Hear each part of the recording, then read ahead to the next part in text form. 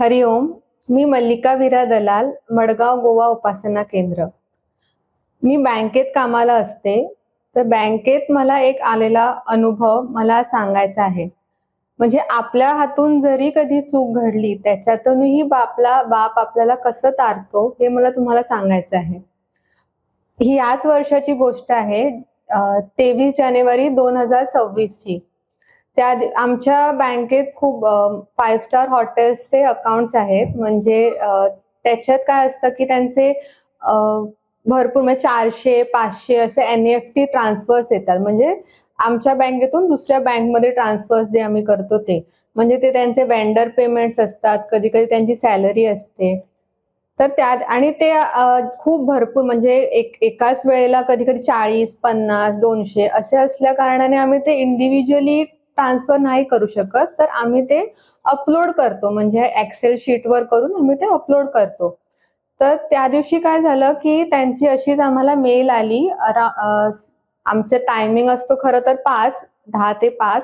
पावणे 5 वाजता आम्हाला मेल आली त्यांची, की भरपूर एन-ई-एफ-टी असंच अराउंड 4-5 शीट्स आल्या. एका शीटमध्ये 50, एका शीटमध्ये 16 असे ट्रान्सफर्स आले. आणि त्यांनी सांगितलं, की हार्ड कॉपी माणूस घेऊन येणार, तोपर्यंत तुम्ही तुमचं करून ठेवा म्हणून सगळं रेडी करून. त्याप्रमाणे जसं आम्हाला घरी जायचंच असतं टाईमवर, म्हणून मी युजुअली एक्सेल शीट जी आम्हाला सॉफ्ट कॉपी येते, त्याच्यावर मी माझं जे फॉर्मॅटिंग आहे ते स्टार्ट केलं एडिटिंग.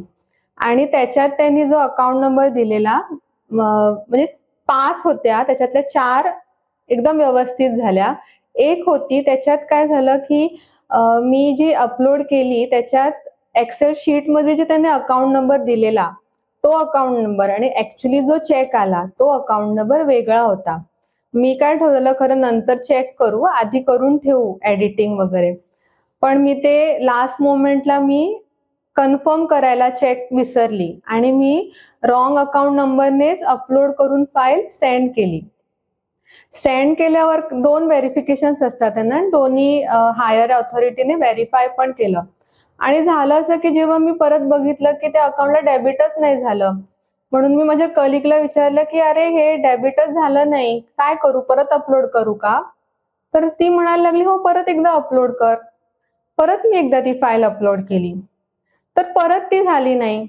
तर ती म्हणायला लागली, "अरे असं कसं? 2दा अपलोड करून झाली नाही." ती म्हणाली, "एकदा अकाउंट नंबर चेक कर. तू रॉंग अकाउंट नंबर तर घातला नाहीस ना?" म्हणून मी जेव्हा अकाउंट नंबर चेक केला, तेव्हा मी ज्या अकाउंट नंबरमधून ट्रान्सफर केलं, तो तो अकाउंट नंबर आणि ॲक्चुअली जो अकाउंट डेबिट करायचा होता, तो अकाउंट नंबर वेगळा होता. आणि हे 11 लाखाचं नेफ्ट ट्रान्सफर होतं. टोटल 16 अकाउंट्स होते आणि 11 लाख होते. म्हणजे काय झालं 11-11 22 लाख मी रॉंग पाठवलेले. त्यांचीच ब्रांच होती दुसरं अकाउंट, पण शेवटी काय झालं तरी 11 लाख एक्स्ट्रा पोहोचलेले. आणि प्रॉब्लेम असा होता की ऑलरेडी 5.5 होऊन गेलेले. दुसऱ्या दिवशी 24 जानेवारी 4th सॅटर्डे, 25 जानेवारी संडे, 26 जानेवारी सुट्टी 26 जानेवारीची आणि 27 जानेवारी आमचा स्ट्राईक होता बँकचा. म्हणजे 4 दिवस कंटिन्युअस सुट्टी होती. आता मला टेन्शन असं की आम्हाला कसं प्रोसिजर असतो, एकदा जर रॉंग नेफ्ट ट्रान्सफर झाली की मुंबईला आमच्या सेंट्रल ऑफिसला मेल करावी लागते, जी नेफ्ट सेल असतं. ते इंडिव्हिज्युअली बँकला इन्फॉर्म करून इंडिव्हिज्युअल अकाउंटमधून परत रिव्हर्सल घेतात आणि हे खूप लेंदी प्रोसिजर आहे. त्याच्यासाठी त्या अकाउंटमध्ये ते अमाउंट असायला पण लागतो. कारण 4 दिवस सुट्टी म्हणजे कोणी एटीएम मधून जर पैसे काढले तर मग गेलोच. अजून काही ऑप्शनच नाही. आणि आपल्याला तर संकटात आपल्या बापूंचीच आठवण येते. मी लगेच बापूंना म्हटलं, "बापू ह्याच्यातून तूच मला तार. कारण चूक तर माझ्या हातून झाली आहे. पण हे माझ्या हातून नकळत झालं आणि आता मी काय करू हे मला समजत नाहीये. आता तूच माझी मदत कर. कारण 11-11 22 लाख हे भरणं माझ्याकडे काही शक्य नाहीये." आणि आम्ही तसंच त्या हॉटेलला पण फोन करून सांगितलं, की असं-असं झालंय, पण तुम्ही पण एक्सेल शीटमध्ये जी अकाउंट नंबर मेन्शन केलेली आणि चेकवर जी आहे ती वेगळी-वेगळी आहे. तर त्यांनी म्हटलं, की "हे मला माहीत नाही. आता तुम्ही कसंही करून ते रिव्हर्स घ्या."